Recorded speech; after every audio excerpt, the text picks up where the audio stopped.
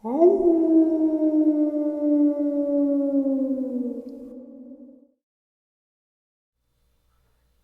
and salutations, everyone. I hope everyone is doing well today. So, today I have a subscriber interview that actually really aligns with what I heard 2 days ago with the Navajo slash Catholic or Christian belief of the genesis of Dogman. That they are possibly demons. I don't know. Because I can't 100% say they are flesh and blood or demon until I have one in front of me, or we all have one in front of us, or there is definite 100% confirmation. Theory is one thing, belief is another. It's still not 100%. You know what I mean? But what I heard is just amazing. So this interview is pretty darn good too. So before we get into it, a couple links. As you know, I rely on Patreon, PayPal, and my merch to help the channel to continue to grow and go. The links to Patreon and PayPal are in the description below. My merch is displayed directly under this video. Also, Dogman, Frightening Encounters, Volume 1 through 3, the audiobook versions. They were written and researched by Tom Lyons, narrated and produced by me, Jeff Nadolny. Those audiobooks are available on Audible, Amazon, and iTunes, the links to which are also in the description as well. And finally, last but definitely not least, if you'd really like to help support this channel to continue to grow and go, simply subscribe. It's absolutely free. Click that like button, and please, leave a comment. It really does help, guys, and it definitely matters. Now, everyone, let's get into today's upload. Shall we? All right, everybody. Tonight I have a guest who I did share his encounter with you that he had with his dad, just real rough. He wishes to remain anonymous because of where he lives, and he doesn't want people to ridicule him. So we're just gonna leave him anonymous. But he is from Tennessee. I'm not going to share where because he doesn't really feel like sharing where. But he's got a couple of things that he wants to share with us. So thank you for coming on. I appreciate you taking some time out of your night to share your experiences with us. How are you tonight? I'm good. A little nervous, but good. No worries. It's just me and you right now. So I guess me and you had spoken for a little while prior, and you wanted to just jump into the experience that you and your dad had. Can you kind of paint a picture of, what you and your dad's relationship was like, and then get into that story so people understand, hey, I was a young kid and I had a firearm. I got you. Yeah, well, when I was growing up, my whole life, I grew up hunting and in the woods, fishing, daylight till dark, camped out. I mean, just basically lived in the woods as much as possible. I've never been married, had kids. I've always stayed in the woods or on the water. And growing up, I mean, my daddy trained me that way. And getting to the story, I was probably in the early 90s. I was probably 10, 11 years old. And me and my daddy is in the Mississippi-Tennessee state line. There's an old swampy river bottom that runs through there. And everybody, all the locals, I was living in northern Mississippi around the Tennessee line at this time, but all the locals from our area, like me and Daddy, we had a little flat bottom fishing boat, and we keep it on our truck, and we would go, like anytime, 2 or 3 nights a week after we get off of work, we go fish for, go find a hole to put in and, go bass fishing or whatever. Well, we had to getting in it. We just had this boat on top of the truck all the time. Well, of course, everybody had their jokes and stuff about it. And my dad was a preacher, so going to church and stuff, like on Wednesday nights with the boat on top of your truck, and stuff. Anyways, everybody just joked about it and stuff. Well, I'm going to and trying to hit all the angles of this Yeah. is Calm like down. throughout Take your that. time. It's all right. It's really okay. You're not in a rush or anything. You're doing good. I can tell you're nervous. So relax, brother. It's all right. Well, back everybody started coming to us, in like this one summer, and in that bottom area out there, it's like the most secluded place in this area. Uh, they were finding like all these rituals, and like I said, I've tried to research it, and that's one part of me telling this story is I'm trying to figure out if there's anyone that can verify some of this. Is like, but they would find like groups of 10, 15, 20 domestic animals, and they were saying they were having satanic kids were doing satanic rituals and they were all dead, but none of the animals ever had any mutilation. I mean, other than just being mutilated, there was no like physically tied in the trees or like, physically a human did it. But they were finding all these sites all through that bottom, and they were, advising all the people, like, hey, don't go out, Well, all the people at the church, they knew me and Daddy went through that bottom all the time fishing. It was a lot of the swamp and holes up and through there. So they kept, they kept coming to Daddy telling us, and, I'd hear them talking and be like, y'all need to be careful when y'all are riding around back there, and always take a gun and blah blah blah, this and that. So of course we didn't think that much of it. Daddy, like I said, we don't ever ponder on that. You just live life and try to live right and not think about stuff like that. So, but be prepared. Right. And in saying that, at this point I'm 10 or 11 years old, so I have a little Ruger SP-101, a little 38. And my daddy had a 350 a 357 Smith and Wesson, and he always carried it. And in his back pocket, when we go on all them slough hunting or fishing, we would hunt and shoot snakes and turtles, just whatever. And we carried wad cutters for that. So we had most of our guns had wad cutters in them, but like I said, he had a back pocket that had a cylinder worth of 357s in it. And I had a little speed loader with 38 hollow points in it. And we always carried them in case we saw a coyote or something of that nature, just to have a high-powered round with us just for that type of stuff. Well, we went and put in that bottom, and it wasn't on purpose. It was just where we had been fishing. And we put in right at day. We left the house at daylight, so we put in, and it was middle of summer, super hot, like August, into August. We went and put in, got there early, and we're paddling. I'm in the front of the boat, and he made me sit down and cast and stuff because he'd stand up on the back of the boat and push us around with a stick.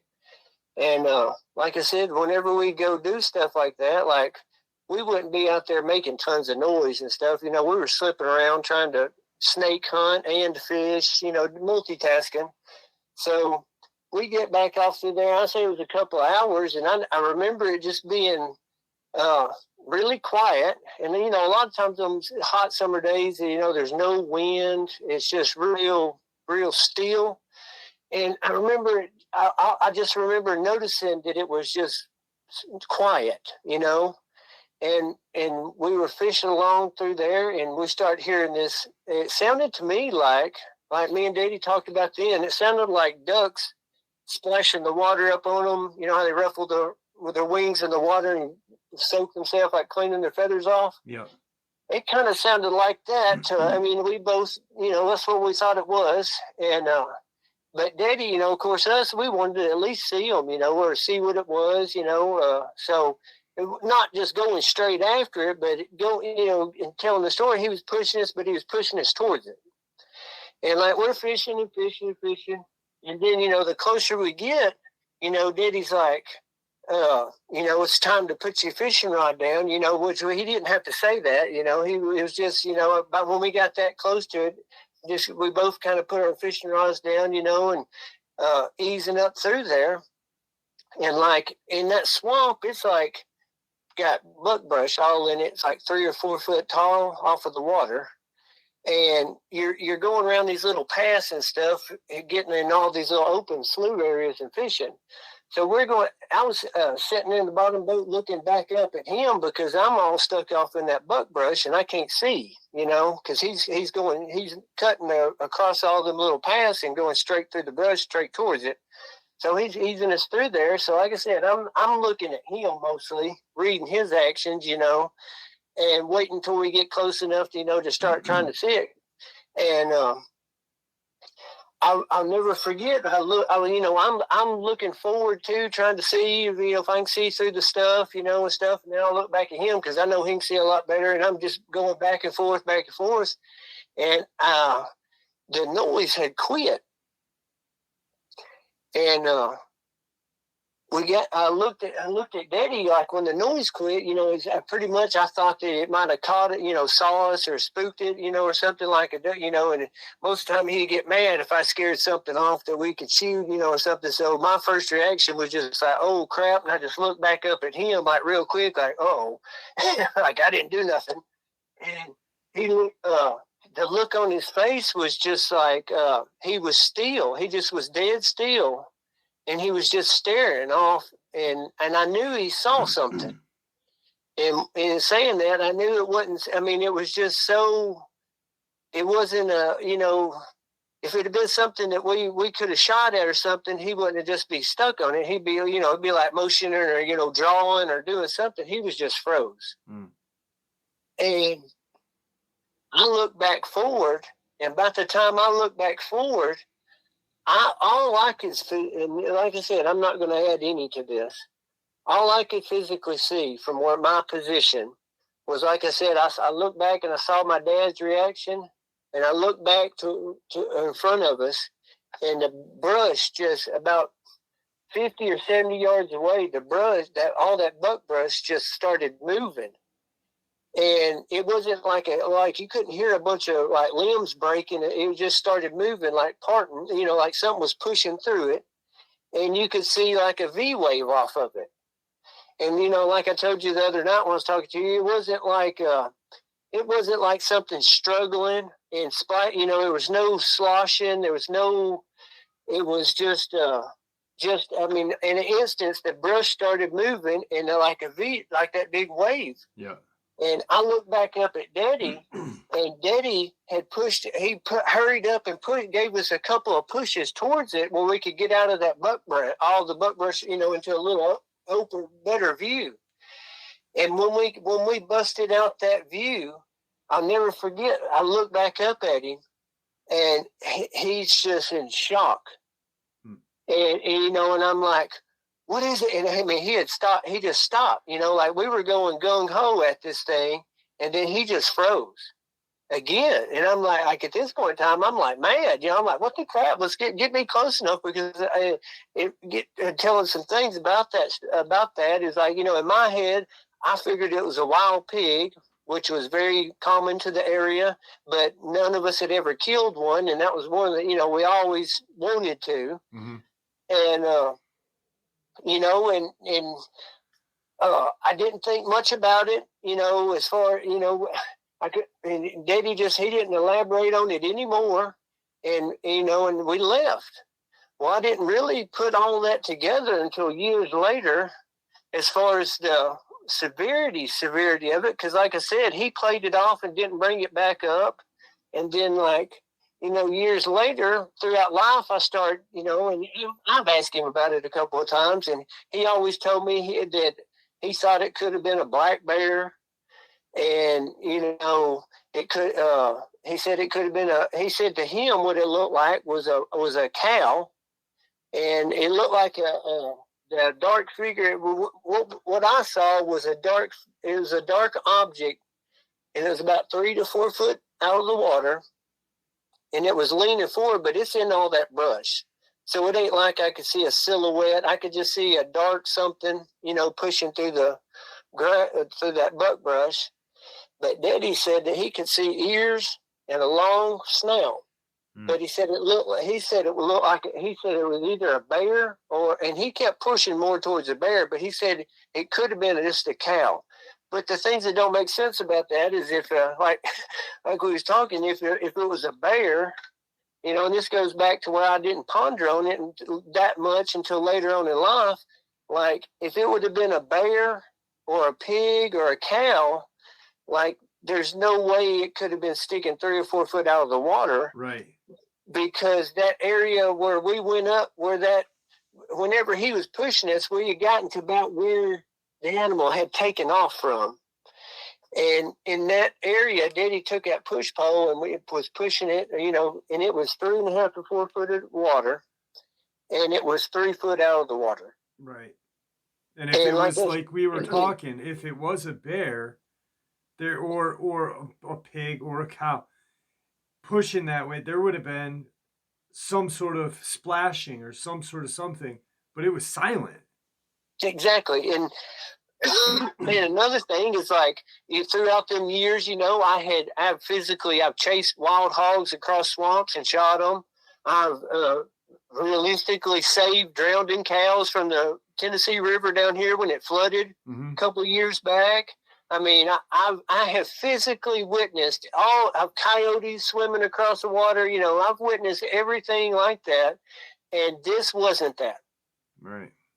Yeah. And that's where I can't speculate on the story. I can only tell you exactly that right. I saw what I saw, and I know he saw something, and what he saw, he won't elaborate on that much, but later on he did. But I get to that in a minute. But there was no noise, and it was at least 3 foot out of the water. Right. And it was leaning forward at about a 30-degree angle. Well, about a month ago, like I had been, I've researched a lot of other stories and stuff after making sense of it and, trying to make sense of it.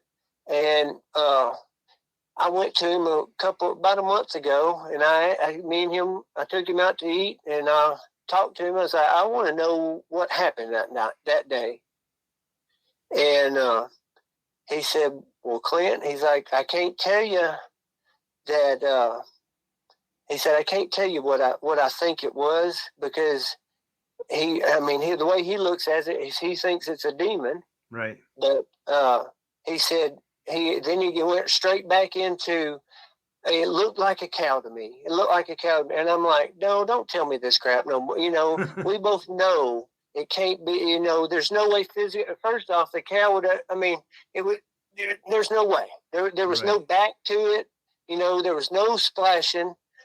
And first of all, would a cow, I don't think a cow, the way you described the water to me, and it was mucky at the bottom, I don't think a cow could move at that kind of speed without a splash, plus make a V, And that goes back into all the things that throughout my life that I put the pieces together, yeah. And that's why I'm telling the stories, because it all made sense then, but until looking back on the actual situation, that animal, it couldn't have been a cow, because we didn't hear where it went.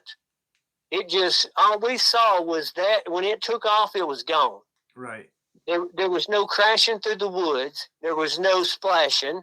There was no nothing. And it was eerily quiet. And it just took straight off. It was just gone. I've told a couple of my friends, and they've told me, like, oh, it could have been somebody out there, like in waders or this. Well, first off, if you've ever tried to take off in water or standing chest deep in water, you know that you can't do it fast. And secondly, if you take off and get out of there that quick, there's no way you can do it quietly. Right. And you're going to use your arms, and it's going to splash. Exactly. But the thing about it is a human shape, what do you do whenever you're trying to take off in water? Lean forward. you lean forward at that 30-degree angle. I mean, and you're fighting your feet in the mud, so you have to lean and push forward in it to make movement, especially quickness like that. So, I mean, just every aspect of it, there's nothing that it could have been. There's no animal on this earth that it could have been as far as a game. Right. No way it could have been. And, like I said, I brought that back up to him, and he told me, son, you can't ponder on that. He's like, we all have our demons, and they can, you can go with it or, let it go, not ponder on it. And so that's why he never brings it up, and he won't physically say what he actually saw, but he don't have to, because it is what it is. Right. Now, I know that a big reason why you wanted to share the story is to kind of get some answers about, like you said in the beginning, satanic rituals, a lot of weird animal sacrifices in that area. What year was this around? It would have had to been around in the early 90s. I would say 90 or 91. Okay.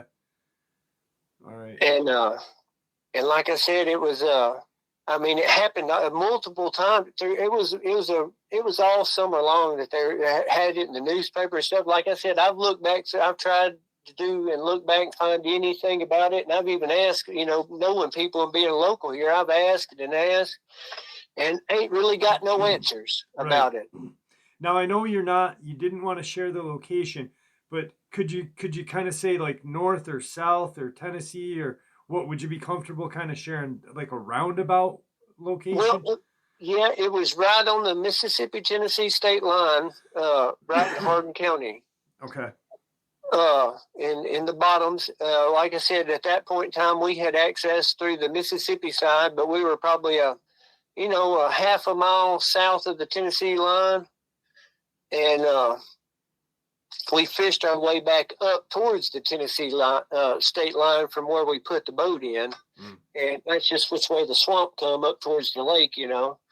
And so if anybody remembers like any kind of satanic rituals and stuff like that, and you got some pieces of this puzzle to share, you can email me, and then I'll let our friend know here.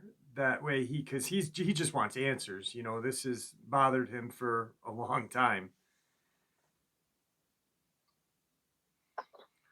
So you've also had a couple of strange run-ins with something up in the North Country. Do you want to kind of get into those a little bit?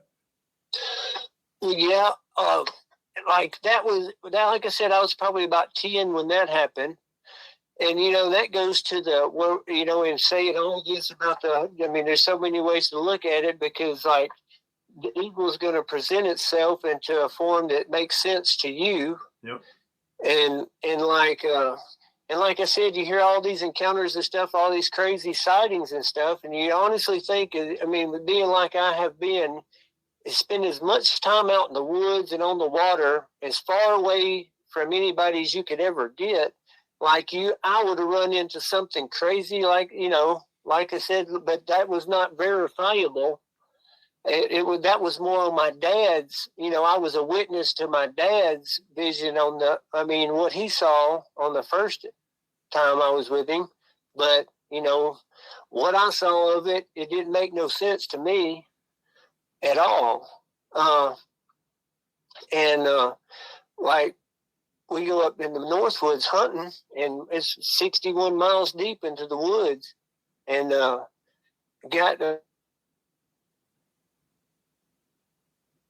love walking the back road. And I got up, it had started snowing, and, up there you want snow on the ground where you can see and you can track and stuff. Well, we got up that morning, and it's probably 2 or 3 inches of snow on the ground. Real quick, not to confuse anybody, because you might confuse people. You're not in Tennessee anymore. No, this is in northern Maine. Okay. All right. And this is literally about 5 miles from the Canadian border. Yeah, so you're deep. Yes. And we go up there, and like I said, we got up that morning and went and hunt.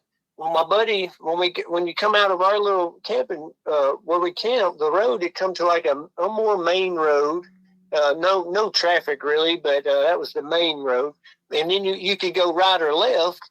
And then off of them roads, there was tons of other little just dead end roads, and little where they loaded lumber. Just tons of area to stalk around in and hunt. So what we'd do is we'd get up, and he'd go one way, and I'd go the other way. Well, we left and went hunting, and I started going up. I was hunting everything on the left-hand side of the road going up, and hit the first road and come back out or started going down it. And I walked to about dinner time, and about halfway through the day, and I'd stop and eat, and then you'd have to turn around to come back to have time to make it back to camp before dark. And I stopped and ate, and I took one of the little side trails and stuff and walked out to a little opening or something where I could stop and eat. Well, I got back up and was headed back, and when I got to the main road, I looked down the road where I'd come up the left-hand side of the road, and on the other side of the road, there's probably, a little space about 300 or 400 yards from where I saw something in the snow on the opposite side of the road. And like I said, the first thing I thought was it was a deer. I figured, because I had a deer scent on me, and I was stalking around. I figured it just picked up on that deer scent and my tracks, and was thinking I was, and it was following my tracks. Well, I went straight into hunt mode. So I just started creeping up to them. Well, when I got up to them, I noticed like they didn't go nowhere. Like they just stopped in the middle of the road. I mean, and I didn't, like I was telling you earlier, I didn't really think much about it. I just went straight into, I was in hunt mode. So I figured he was right there. He's somewhere, he juked off the side of the road or something. He's right on top of me. Well, the closer I get, I noticed that it was wolf tracks. Well, I wasn't scared or, wasn't nothing like on that realm. I actually was more excited. I wanted to kill it even more. So I was like an extreme gung-ho. And I started, I was looking. Well, I wanted to, I followed his tracks back from where he come, because I figured he would have backtracked or something, because he juked off the road. So I just went back to hunting his tracks backwards and headed back to the camp. And I followed him all the way back down to where the first road that I had left, when I'd left camp, the first side road that I'd went down, he had come out of it. Well, in doing all that, I noticed, like in my snow, like the deeper the snow got that day, like my knees started hurting. And I started dragging my left foot in the snow. Like I could see it real bad in the tracks when I first turned around. And like you could see the progression of it getting not as bad, in reverse going back to the campsite. So I'd already picked up on that. And I was like, well, crap, that thing was hunting me, Right. He thought I was a wounded deer. He smelled that doe pee on me or whatever and saw the tracks with a gimp. And, coyotes and stuff, they hunt like that. So I was like, I thought he was a cow, I thought he was just hunting me. No biggie. Still wasn't scared. So I went to the camp, ate, and stuff, told my buddy what happened. And he didn't think too big of a deal of it, he was, of course, everybody's worried the wolf's a wolf, but there was no scared and, nothing like that.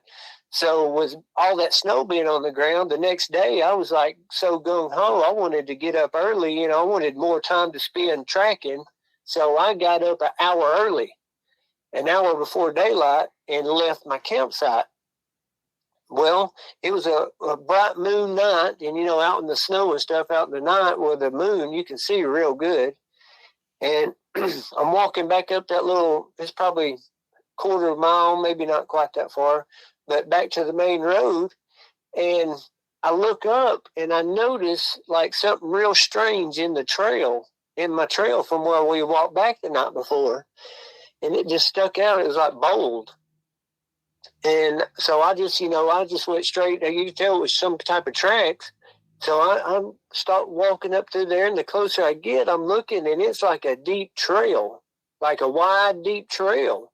And when I got up to it, it was physically where a wolf had paced back and forth it looked like for freaking hours. It was just a straight line, straight melted track. You know what I mean? And so I went straight back into, oh my goodness, I didn't really freak out. I didn't freak out any. I was just straight back into, oh my goodness, I'm going to get to kill a wolf mode. And I go back to, take that road, and I go back at it, and I want to go as far as I can, get where I lost that coat or the wolf the night before, the tracks. I wanted to get back to him and see where he went. So I'm hunting back down that road, and I get all the way to them tracks. And them tracks, even the second day, they didn't go nowhere. There was nowhere I could find a single track from where it just stopped, right where I stopped to take lunch, a little bit down the road. It just completely vanished.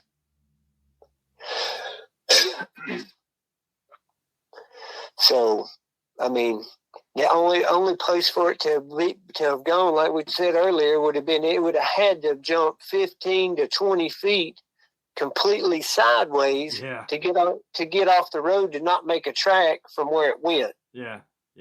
That's insane. Literally, we sat here for probably an hour shooting the breeze before doing this interview, and this wolf was straight. You have to imagine the power or the power and coordination for anything to have to be able to jump that way is unbelievable. And it's insanity. And then, of course, like you said, there had been some vehicles that came down later through the day and ruined the tracks. Yeah, well, whenever I got to the other end of things again, and when like I said, I was never scared or nothing until I got to the dead end tracks, and there was the animal didn't go nowhere, and then that just didn't make sense to me. And then you start thinking about other things about it. Is like, I know it is very possible that a wolf paced, there at the campsite, but on another aspect of that is, was that really just a wolf that just, why that's still, it was evident we were human. It was evident, unless he just thought with a doe pee that a hunter had to kill, a deer at the campsite or something of that nature. Right. Whatever it was doing, it was wanting to come into camp. It was speculating, it was hesitating. Yeah. And you've been hunting the majority of your life, and that is not something that I don't think a normal. I think it may pace, but not that close. Would you say a wolf would, or even a coyote would pace that close to camp? I'd think it'd be further away. In all truth, yeah. That part of it to me don't seem that far fetched about it being that close, because especially at night like that. Okay. But not taken from it.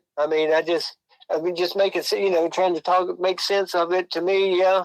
But that goes back into the canine factor of it. That's what they do, they sit there and smell. They'll sit there and smell for hours, watching bait. They just, a lot of times they don't come straight. That's why they're so hard to kill and stuff. Right. They're a very intelligent animal. You've also had, I don't know if you're comfortable with sharing the one, I think this one was after the winter hunt, or no? No, this one was before that one. Okay. That my first time of any type of dog encounter like that was, like I said, when I was with my dad when I was a kid. Mm-hmm. And then the second one will be this one. Is I was hunting here in same area, right on the Mississippi line over here, and it's real hilly. And this goes back into a lot of the other, after researching all this stuff, like so many of things on all them stories that I listen to don't seem real to me, but a lot of it just like hit home. A lot of it just, it's all the same. Like, I thought, I've heard stories of people talking about the smell and, feelings, it make you have like different, that type of stuff. But this makes no sense at all either. Like I said, it wasn't like I went out first time of the year and did this. Like I did this every day. Right. I went out hunting, and like I was telling you earlier, like I would walk them old logging roads and trails and stuff. Well, I have, everybody's got their pattern. Well, that day I went reverse of what I always walk. And I went down through there and I dropped off in one of the hollers, and I got down to the bottom of the holler, and I mean, and I've never had this happen to me since. Like my hamstrings completely locked up. And it locked up so bad that, like, I mean, instantly, like, I'm literally a grown man, and I went to tears that my legs was hurting so bad. And it was such a pain, and it was constant. Mm. And, I tried to I was down in that holler, down in the washed out part of the very bottom of the holler. So I kind of just leaned up against, I got my leaned back, eased up against the bank. Which wouldn't be sitting down because, I'm down in the little creek bed. And I'm sitting there, and then it hit me. I was like, I'm soaking wet, and it's freezing temperatures, and nobody knows where I'm at. No cell phone service. All this stuff starts going through my head. So I'm like, holy crap, I've got to get out of here. And it was like, worst case scenario, I've got to at least make it to the top of the ridge where I can get cell phone service to call somebody, to come. Because, I mean, that's how serious the pain was. Like, it was everything I could do to stiff leg walk. And, and then picture being down in the bottoms and stuff. So you can only imagine. It took me forever. And I finally got all the way up to the top of the hill. Well, at the top of the hill, there's like we were talking about all the little logging roads. This thing, it was overgrown. And they all come down to like a little 30-yard circle where they loaded the trucks. But by now, it's all like growed up in real thick grass and underbrush. And there's always like a lot of cedar trees, head-high cedar trees in them little areas. It's like a little bedding area for animals. But it's where they loaded them trucks years prior from where they clear cut all that land. Well, I got up to that, and I got my backpack. I got up there, and like I said, I'm still in excruciating pain. And I got my backpack off, and I was like, well, I've made it now. I'm not going to call one of my buddies and act like a damn idiot and get somebody to come all the way out here to get me because my legs are hurting. How do you really explain that? Right. But anyways, I had made it to the top of the hill, and I knew that the roads was only going to get better, and I wasn't that far from the truck. But it was getting pretty dusky dark, and in them pine trees, it was already real dark because it was storming. And I stopped there in that little cul-de-sac, and I rested, and I ate me a snack, took my backpack off, ate me a snack. I stopped and I smoked a cigarette and got my composure back, and I was like, well, I've got to get going again, So I get back up on my feet, and I made about 2 or 3 steps. And like I said, I'm looking straight down, holding my head, just holding my legs with my hand, they were just solid, stiff, cramping. And I heard a single bark. And it was so loud. It was just right on top of me, that loud, like not far-fetched loud, just like one single bark. And I mean, the first thing I did was I just, lifted my head straight up and looked. Well, straight up from the road where I was walking, it went up about 20 or 30 yards, and then it dog left up and to the left because we're still kind of going uphill. Well, and this is like a 5-7 foot wide 4-wheeler trail, and it's real thick, overgrown all around it. I look up and I saw, at first, my first thoughts was coyote. A coyote standing broadsided in the road up there right where the road curved back. So the first thing, I had my gun carried at the ready. First thing I did is I just threw up and flicked the safety off. And about the time he cleared up in the scope and I was about to pull the trigger, he looked back over his shoulder. Like he looked behind him. And when he looked behind him, He come clear in the scope. I was like, I just automatically, I just threw my gun down back to my side and threw the safety on. Just like you, I pulled the barrel off of him as quick as possible because what popped in my mind was Akita.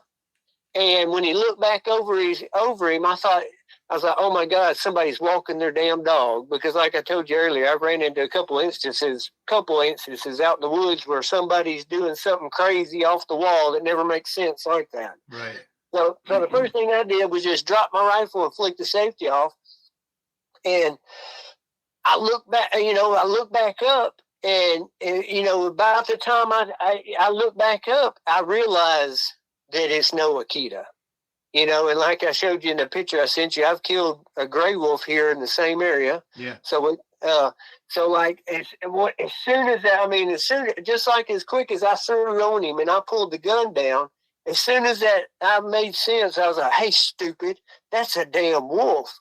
And I flicked the safety off and threw up, and he darted off the road. And just gone. So I didn't get a shot on him, but it was a humongous wolf. Right. Now, here's something I really had a great time talking with you prior, and I really I really rationalize and your view of how you view what these things are. You'd made a statement like, if these were demons, dogmen are possibly demons or are demons and evil. Now, you said to me, if this thing was 13 feet or 9 feet, you would have shot. But what a demon will do is to kind of put it into perspective of what you wouldn't be afraid of or something. Well, that's basically why I wanted to share. Everybody, you hear tons of stories of encounter stuff, but that's what made me wanted to share mine, was to figure, because that, like I'm telling the story, like, it's like it was a progression of my life of trying to put the pieces together. Yeah. You see what I'm saying? Yep. And I knew earlier on, like I said, I've questioned my dad about that scenario a couple of times, especially, when I was younger and stuff. There was a couple of, I was like, dang, Dad, that's probably a pig. And, I missed out on it, stuff. He would never bring it up. Never talk about it. He just went straight to, hey, it was a cow, or I think it might have been a bear, just blew it completely off. But, I started looking to stories, and, I started studying all these missing person and all these encounters across America. And then you go back and throughout the times. These stories go back from, since the beginning of time. There's always been, that type stories, devil, demonish encounters. But that, like we were talking about, and that's like telling a story, that demons live among us. They, God cast them out on this earth till he comes back. And, like we was talking earlier, the closer to the end of times, the more in your face, the more it's going to start happening, the more less, what's the word I'm looking for? Where, it's just like we was talking earlier about not being provable, but just so many more, like all these bodies coming up mutilated. Yeah. It's just, and with no answers is what I'm getting at. Like that. With today's technology, and just like we simply put facts together on things, you can't leave a murder case open without, it just they just don't make no sense. Right. Like you and I were talking about the case in Tennessee just recently. There was 2 bodies found, one a year prior, and with DNA and this and that, and they're saying unknown animal, but with DNA and the technology that we have, they should not be unable to solve these cases. Well, It's and it goes back to like my stories and like going through, things happen and they happen quickly, and you're pretty much everything in life you're told what to believe, and mm-hmm. You go with you just go with common first speculation what you're told. You don't ponder, but a lot of things that get to you ponder on, and when you put all the pieces together, I mean, it's just like where we're at now with this. It's like. There is no other word for it. It's pure Satan. It's demons on this earth, and they're gonna, like we was talking, they're gonna come to each person in their own form or fashion, whatever is believable to them. Yes. And that goes back to why Diddy kept saying, "Don't speak. Don't keep your mind on it, and don't speculate." Because hey, I think anybody can turn that wolf encounter that I had into the woods into a a monstrous wolf trying to kill them scenario. You see what I'm saying? Yeah. And it not discredited them, but I'm just saying their mentality. They might let their head go that far. You know what I mean? Yep. And like I said, that demon or spirit is going to present itself in whatever you let it. Yeah.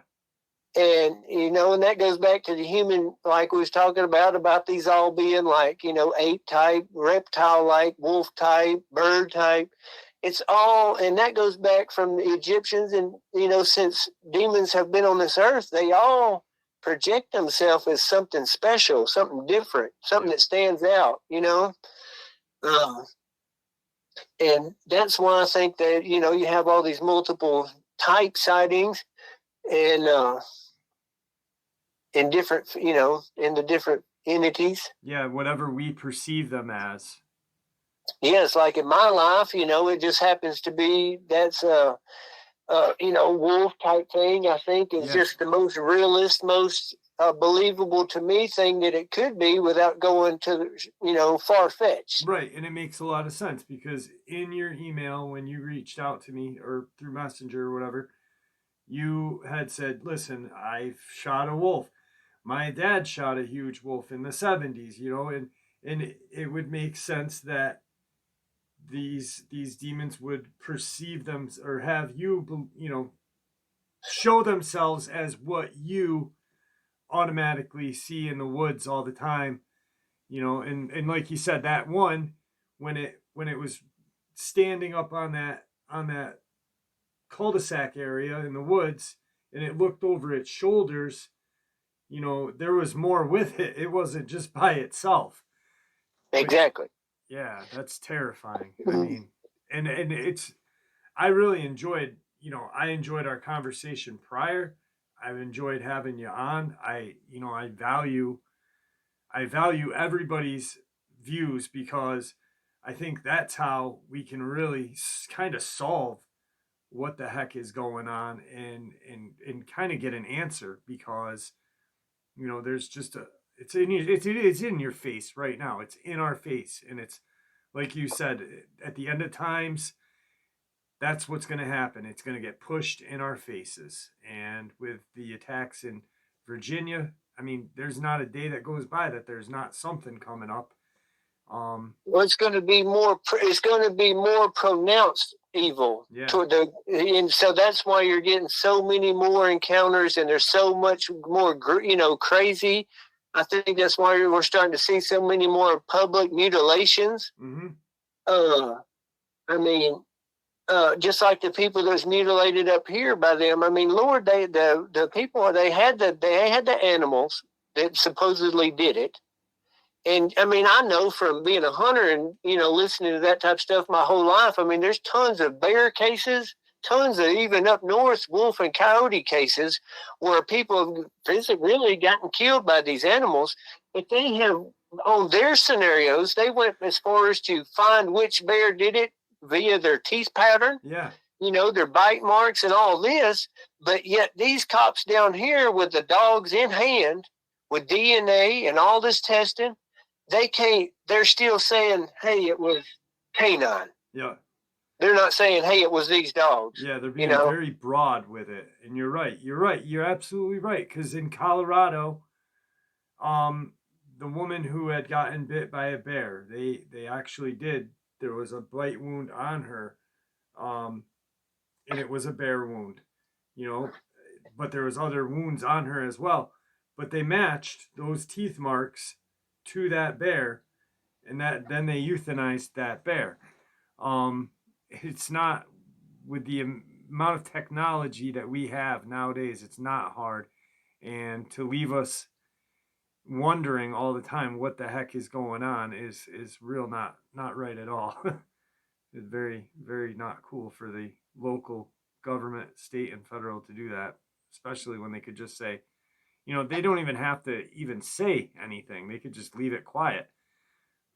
Well, I think that goes to the whole moral of this story, is because, I mean, they can't, they're not ever going to say is, hey, a demon killed this guy. Yeah, exactly. They're not ever going to say that, because then the hat's out of the bag. And like I told you, at that point, there's still a lot of humanity left that believe in God and stuff, and know that are going to combat in that. Right.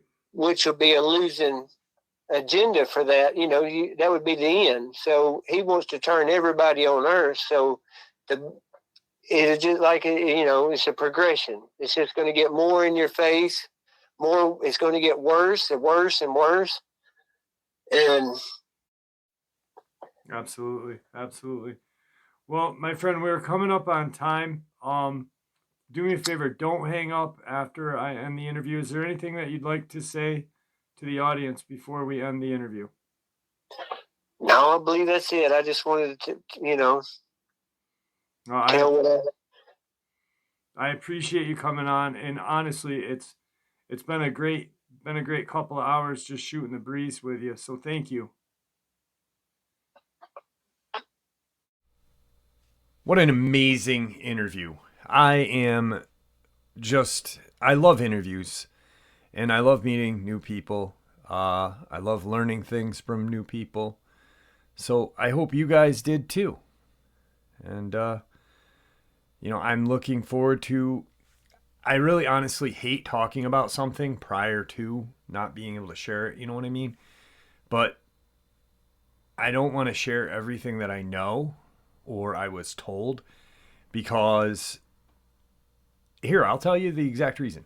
The reason why I don't want to share the little bit that was told to me is because I don't want other people who copy, people who steal, to hear what I say and then come up with some random story based on the little bit of information I have, and have that be their truth because they created it. Yet I heard this from a person who is actually friends with a Navajo medicine man who turned to who started to become a Catholic healer, or he worked with the Roman Catholic Church and was privy to information that most are not because of his heritage, I guess. I'm not really sure, but when we get him on to share that information, it's going to be amazing. And I believe tomorrow I'm going to sit down today sometime with my friend Andrew, the veterinarian, and his friend Lauren, do a little telephone conference with each other and figure out exactly how to put the information forth that we came up with. Once again, I am not saying what those tissues are that came out of Meeker, Colorado is 100% Dogman. I'm telling you that it came out of Meeker, Colorado. It does not fit the norm for creatures or animals that live in that area. Multiple dogmen have been seen in that area, and multiple cattle had been torn apart in that area. So it's either a puzzle piece or it's just some random kind of strange oddity that doesn't belong. Who knows? Anyway, thanks for listening. I truly appreciate all the support. It really does mean the world to me.